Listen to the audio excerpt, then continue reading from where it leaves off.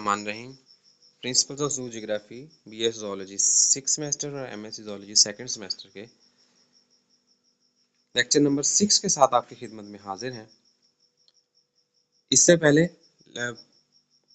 5 lectures के अंदर, पहले 4 लेक्चर्स के अंदर हमने almost 60% of the course complete कर लिया है। इस कोर्स के अंदर अगर हम इसको मेजर पोर्शन में डिवाइड करें तो first portion regions of the world by zoogeographical realms first portion आएगा। सेकंड पोर्शन जो है उसके अंदर हम डिस्ट्रीब्यूशंस एंड बैरियर्स को स्टडी करते हैं, किस वजह से ऑर्गेनिज्म इस जगह पर पाए जाते हैं, उनको कौन सी चीज़ें सपोर्ट करती हैं, जो सपोर्ट करते हैं उनको मीन्स ऑफ डिस्पर्सल कहते हैं, और जो उनको ऑब्स्टेकल्स क्रिएट करते हैं उनको जो है वो बैरियर्स टू डिस्ट्रीब्यूशन कहते हैं।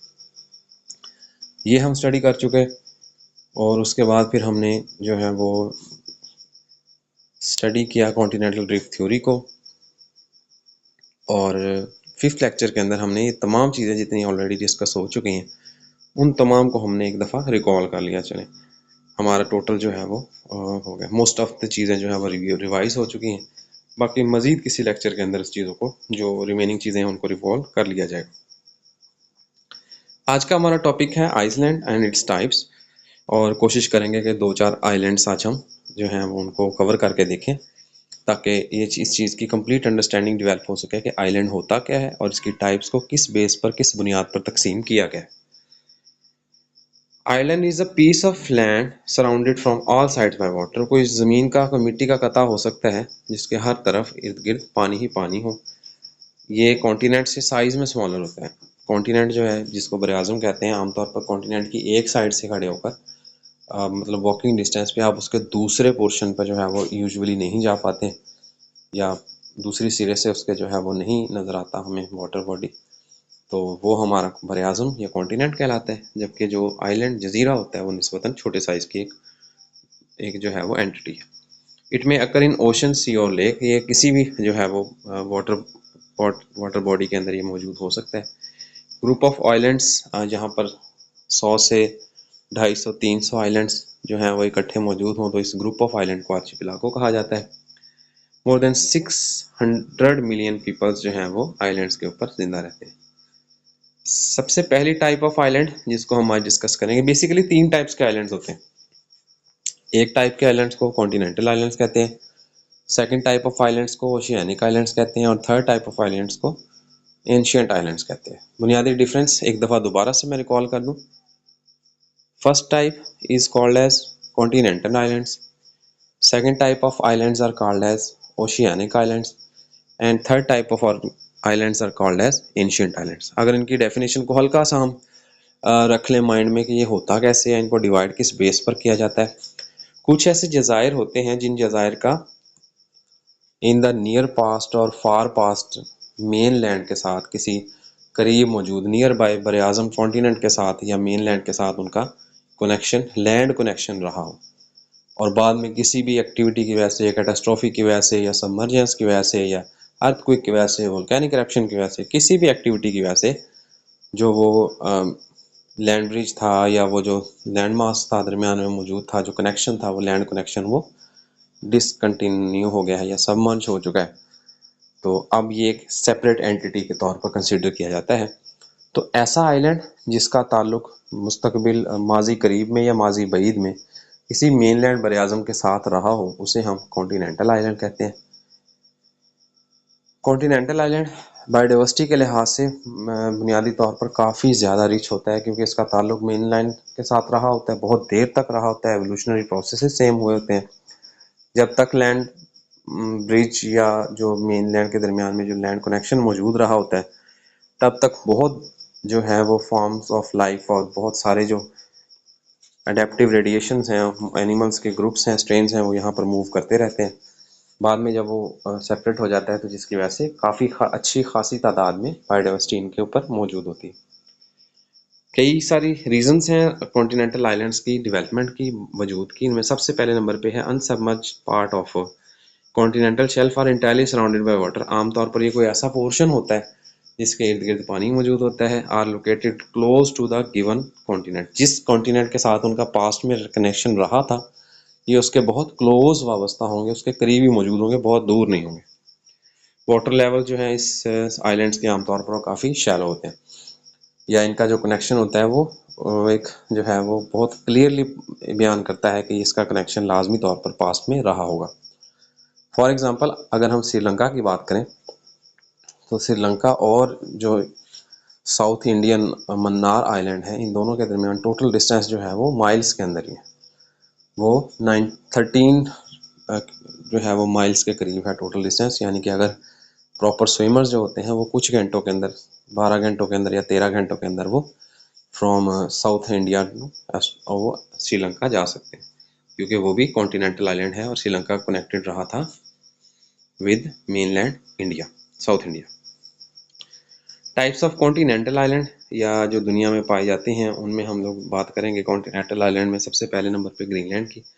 दुनिया का सबसे बड़ा ये आइलैंड है जो पाया जाता है। कॉन्टिनेंटल आइलैंड्स की टाइप्स, आमतौर पर ये आइलैंड में कॉन्टिनेंटल आइलैंड कहा है। इसमें कई किस्म के मटेरियल्स जो हैं वो इसके इर्द गिर्द मौजूद, जो नॉर्दर्न अमेरिकन कॉन्टिनेंट में जो उसके मिनरल्स पाए जाते हैं, जिस टाइप की रॉक्स पाई जाती हैं यहाँ पर भी वैसी पाई जाती हैं।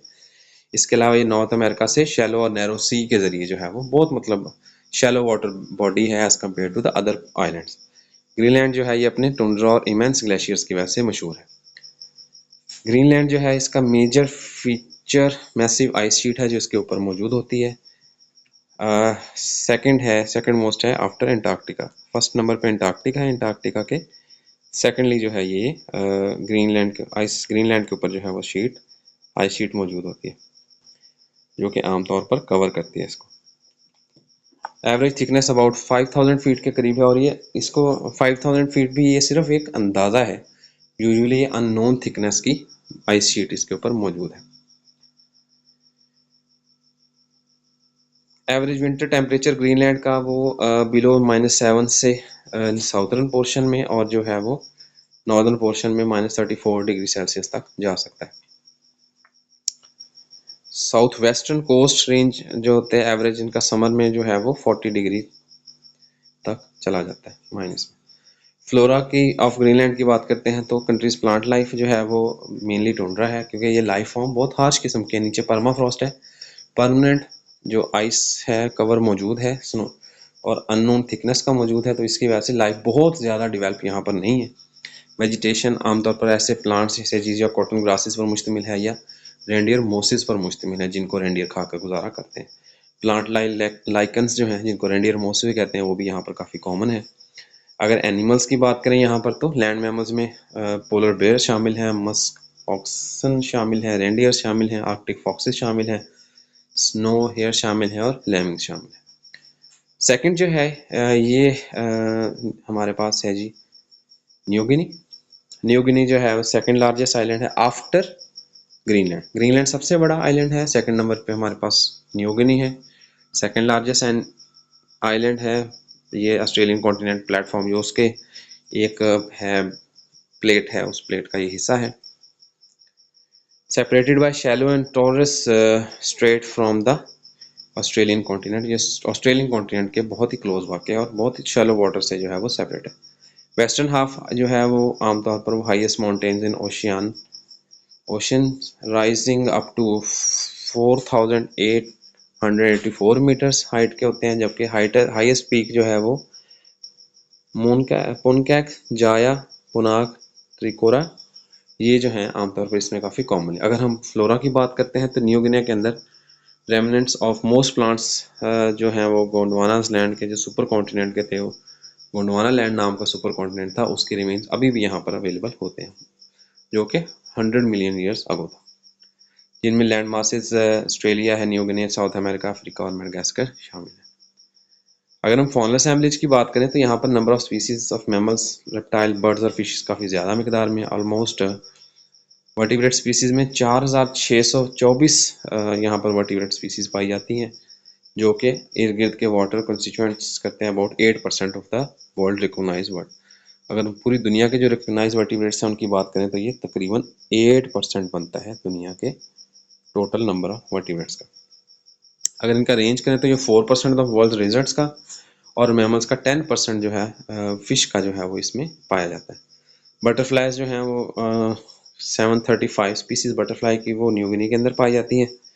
रिच बायोडाइवर्सिटी बर्ड्स की है, 79 फैमिलीज हैं जिनमें 730 स्पीसीज बर्ड्स की पाई जाती हैं। लार्जेस्ट बर्ड्स जो हैं वो कैसोवेरीज हैं, जो पिजन्स और पैरट्स वगैरह हैं वो भी यहाँ पर काफ़ी ज़्यादा कॉमनली पाए जाते हैं। सेकेंड टाइप ऑफ आइलैंड हमारे पास ओशियानिक आइलैंड्स हैं। ओशियानिक आइलैंड्स जो हैं ये ओशन के अंदर डिवेल्प होते हैं, मुख्तलिफ कैटास्ट्रोफिक एक्टिविटी की वजह से, इन्वायरमेंटल हैज़ार्ड्स की वजह से, या वोल्केनिक इरप्शन की वजह से, या अर्थक्वेक एक्टिविटी की वजह से, प्लेट टेक्टोनिक एक्टिविटी की वजह से ओशियानिक जो आइलैंड्स हैं वो कई जो हैं वो रीजंस की वजह से डेवलप होते हैं। इसी तरीके से अगर जो है वो कोरल्स जो हैं, एनिमल्स कोरल्स वो डाई होना शुरू हो, एक जगह पर जमा होना शुरू हो जाए, तो उनकी सबमर्जेंस से या उनकी जो डेपोजिशन है उससे भी डेवलप होते हैं। जैसे ग्रेट बैरियर रीफ है, तो ये चीज़ें भी, ये भी ओशियानिक आइलैंड्स में आते हैं। Rises from the floor of the ocean बेसन यूजुअली वोल्केनिक होते हैं। वोल्केनिक इरप्शन में क्या होता है, जिस ज़मीन की सतह के नीचे पहाड़ों में मोल्टन रॉक मौजूद होती है। ये मोल्टन रॉक सरफेस पे आती है। जब सरफेस पे पानी के साथ ये इन कांटेक्ट आती है, तो पानी इस जो मोल्टन रॉक का टेम्परेचर है इसको तेज़ी के साथ ड्रॉप करता है, जिसकी वजह से इग्नियस रॉक में तब्दील हो जाता है। यही इग्नियस रॉक जब सरफेस पे जमा होना शुरू हो जाती हैं, तो ये मतलब इतनी ज़्यादा मिकदार में अगर एक्टिव वोल्केनिक इरप्शन हो गई तो वो सरफेस पे भी अपीयर हो जाएगी। लावा जो है वो इनॉर्मस थिकनेस काफ़ी ज़्यादा मिकदार में जमा होना शुरू हो जाता है, जिसके नतीजे में फाइनली वो ओशन सरफेस पे आना शुरू हो जाता है। यानी कि ये हर जगह पे पॉसिबल नहीं है। जहाँ पर एक्टिव वोल्केनोज होते हैं तो वहाँ पर शैलोनेस डेवलप होना शुरू होती है और फाइनली वो जो होता है लावा होता है वो सरफेस पे अपीयर होना शुरू हो जाता है। मतलब उसकी जो फॉर्म है या रॉक है, इग्नियस रॉक्स हैं, वो सरफेस तक आ जाती हैं after active volcanic eruption. Generally islands of volcanic regions हैं। इसके अलावा कई दूसरी वजूहात की बुनियाद पर, जैसे कोरल रीफ्स हैं, जैसे ग्रेट बैरियर रीफ ऑस्ट्रेलिया के करीब मौजूद है, और इसके अलावा इन दोनों के कॉम्बिनेशन की वजह से या प्लेट टेक्टोनिक एक्टिविटी की वजह से जैसे रॉक्स डिवेल्प हो रही होती हैं, माउंटेन्स डिवेल्प हो रहे होते हैं, तो ये मुख्तलिफ रीजन्स हैं जिनके ज़रिए ये हो सकता है। ओशियानिक आइलैंड में हमारे पास जो है वो हवाई आइलैंड है, पहला आइलैंड ओशियानिक आइलैंड है। इसमें पाइल्स ऑफ लावा जो है वो एज हाई एज 32,000 फीट तक जो है वो ओशन से अबव ये राइज होती रहती हैं। लार्जेस्ट आइलैंड यूनाइटेड स्टेट्स है। चेन ऑफ वोल्केनिक आइलैंड्स यहाँ पर पाई जाती हैं जो कि नॉर्थ पैसिफिक ओशन में पाए जाते हैं। फ्लोरा एंड फौना असेंबलीज की आम तौर पर ओशियानिक आइलैंड्स के अंदर as compare to the nearest mainland, oceanic islands के अंदर जो बायोडाइवर्सिटी है वो तादाद में कम होती है या वो डिफरेंट होती है from the near by mainland. उसकी वजह ये होती है कि कॉन्टिनेंटल आइलैंड्स जो होते हैं वो यूजुअली पास तक साथ कनेक्टेड रहते हैं, जिसकी वजह से उनकी पॉपुलेशन एक दूसरे के साथ पास ऑन होती रहती हैं, एक दूसरे के अंदर मैच होती रहती हैं। जबकि जो ओशियानिक आइलैंड्स होते हैं ये आमतौर पर न्यूली इमर्ज्ड होते हैं या इनमें जो वोल्केनिक इरप्शंस है वो एक्टिव वोल्केनोज पर मुश्तमिल होते हैं, जिसकी वजह से इनकी जो पॉपुलेशन है वो कई बार जो है वो सक्सेशन का प्रोसेस कंप्लीट नहीं कर पाती है, या अभी अर्ली सक्सेशन में होती है कि दोबारा से एक्टिव वोल्केनिक इरप्शन हो जाती है, जिसकी वजह से ये दोबारा से जीरो पर चली जाती है और इनकी पॉपुलेशन इस लिहाज से जो है वो मेनलैंड से डिफरेंट होती है। फ्रेश वाटर फिशेस हैं, एम्फीबियंस और मैमल्स जो हैं वो रेयर होते हैं। आमतौर पर मैमल्स जो हैं वो रैट्स, बैट्स और इंसेक्टिवोर्स पाए जाते हैं। और रैट बैट्स जो हैं ये भी इंटेंशनली और ह्यूमन एक्टिविटीज़ की वजह से या वैसे नेचुरल राफ्ट्स के जरिए, दूसरे मीन्स और रिसोर्सेज के जरिए आते हैं। वहाँ पर इटसेल्फ जो है या बरोज के अंदर छुप जाएं, वो मौजूद रहें अदरवाइज मोस्ट लाइकली मैमल्स जो हैं वो रैट, बैट्स और इंसेक्टिवोर्स पाए जाते हैं। कई फीचर्स हैं जो कॉमन होते हैं दूसरी मेनलैंड वेजिटेशंस के साथ, और आमतौर पर जो फौना होता है वो बहुत स्पार्स होता है। फौना और फ्लोरा जो है वो मेनलैंड से मैच इसी वजह से नहीं करता क्योंकि जो वोल्केनिक इरप्शन होती है वो हर चीज़ को जलाकर राख कर देती है। लावा हर चीज़ को जला देता है, जिसकी वजह से वो जो है वो दोबारा से जीरो पे चली जाती है सक्सेशन का process. Next is Maldives. Group of islands है जी मालदीव्स। ये साउथर्न एशिया के अंदर पाया जाता है, अरेबियन सी के अंदर, जो कि एक्सटेंशन है इंडियन ओशन। अगर हम फ्लोरा की बात करें तो आइलैंड्स जो हैं आमतौर पर वो डेंस स्क्रब के साथ कवर्ड है। नॉर्दर्न सदर्न आइलैंड्स के ज़्यादा जो हैं वो फर्टाइल हैं। कोकोनट, इसके अलावा ब्रेड फ्रूट है, पपाया है, मैंगो है, बनियान ट्रीज जो हैं ये ज़्यादा कॉमन है। श्रब्स, फ्लावर्स यहाँ काफ़ी कॉमन है। फॉनल असैम्बलेज की बात करें तो रैट रैबिट्स और फ्लाइंग फॉक्सेस यहाँ पर सिर्फ इंडिजिनस मैमल्स हैं, बाकी तमाम एक्सोटिक ऑर्गेनिजम्स हैं जो दूसरी जगहों से इंटेंशनली लाए गए हैं।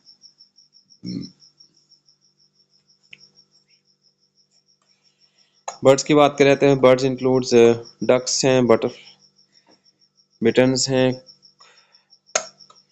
क्रोज हैं और दूसरे सी बर्ड्स पाए जाते हैं। स्मॉल स्कॉर्पियन, बीटल्स और लैंड क्रैब्स भी यहाँ पर काफ़ी कॉमन हैं। लैंड में लेगून्स हैं, इनके अलावा जो है वो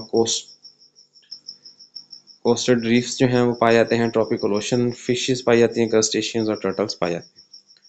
third type of islands is ancient islands. अब तक हमने दो टाइप्स ऑफ आइलैंड्स की पढ़ ली हैं, इनको एक दफ़ा रिकॉल कर लेते हैं। फर्स्ट टाइप ऑफ आइलैंड्स जो हैं ये हमारे पास थे कॉन्टिनेंटल आइलैंड्स। ये आमतौर पर किसी कॉन्टिनेंट के करीब पाए जाते हैं और इट वाज बिलीव कि ये किसी उसी कॉन्टिनेंट के साथ बहुत देर तक वाबस्ता या जुड़े भी रहे थे। उसके बाद ये सेपरेट हो गए किसी भी एक्टिविटी की वजह से, या दरमियान में जो रास्ता था वो रास्ता ख़त्म हो चुका। इनमें बायोडाइवर्सिटी काफ़ी ज़्यादा मिकदार में होती है। इनके ओरिजिन के बारे में हमें ये कुछ पता है। Next are oceanic islands. ये आमतौर पर ओशन के अंदर डेवलप होते हैं और कई वजूहात से, जिनमें वोल्केनिक करप्शन सबसे बड़ी वजह है। कोरल रीफ की deposition, dead body of corals जो हैं उनके डिपोजिशन से जो coral reefs, great barrier reefs develop होते हैं, वो दूसरी वजह है। और उसके अलावा प्लेट टेक्टोनिक एक्टिविटी या अर्थक्वेक्स भी इसकी रीजन हो सकते हैं। Third type of islands are ancient islands. Ancient islands वो आइलैंड्स होते हैं जिनकी ओरिजिन के बारे में हमें कोई भी क्लियर इन्फॉर्मेशन मौजूद नहीं है, हमारे पास जो क्लियर जो इन्फो है वो दस्तयाब ना हो। ऐसे टाइप ऑफ आइलैंड्स को हम एंशिएंट आइलैंड्स कहते हैं। गुड एग्जांपल इसकी दो हैं, one of them is New Zealand and second of them is Madagascar. New Zealand about 100 miles southeast of the Australia है। It is composed of two main islands जो कि total area 0.1 million square miles पर मुश्तमिल होता है। माउंटेन, ओपन कंट्री और wide variety of temperate vegetation पाई जाती हैं। अगर फॉनल असैम्बलेज की यहाँ पर बात करें तो मेन स्ट्रीम जो मैनी एनिमल्स होते हैं यहाँ पर ये मौजूद ही नहीं होते हैं। और सबसे ज़्यादा जो प्रोमिनेंट न्यूजीलैंड के ऑर्गेनिजम्स हैं वो फ्लाइटलेस बर्ड्स हैं। कोई मैमल नेटिव नहीं है, सिर्फ दो फैमिलीज बैठ के यहाँ पर पाई जाती हैं। अगर बर्ड्स की बात करें तो फ्लाइटलेस बर्ड्स ज़्यादा हैं। आमतौर पर जो फ्लाइटलेस बर्ड्स की यूनिक स्पीसीज हैं उनको कीवी कहते हैं। फ्लाइटलेस रेल्स और कैकापूस, जिनको ओल्ड पैरट्स कहते हैं, वो भी काफ़ी कॉमन है। रेप्टाइल्स में जो है वो कॉमन लिजर्ड्स मौजूद हैं, स्नेक टर्टल्स मौजूद ही नहीं है। सिर्फ कुछ मेरीन जो हैं वो दस्तयाब, लेकिन लैंड स्नेक्स और टर्टल्स नहीं है। एम्फीबियंस जो है उनकी एक स्पीसीज फ्रॉग की जो है वो लियोपाल्मिडी है, वो यहाँ पर मौजूद होती है। किसी किस्म की proper fish, fresh water fish यहाँ पर मौजूद नहीं होती। अगर हम मेडागास्कर आइलैंड की बात करते हैं तो मेडागास्कर आइलैंड लार्ज आइलैंड है, इंडियन ओशन के अंदर पाया जाता है। तकरीबन 1000 माइल इसकी लेंथ है और 260 माइल इसकी विड्थ है।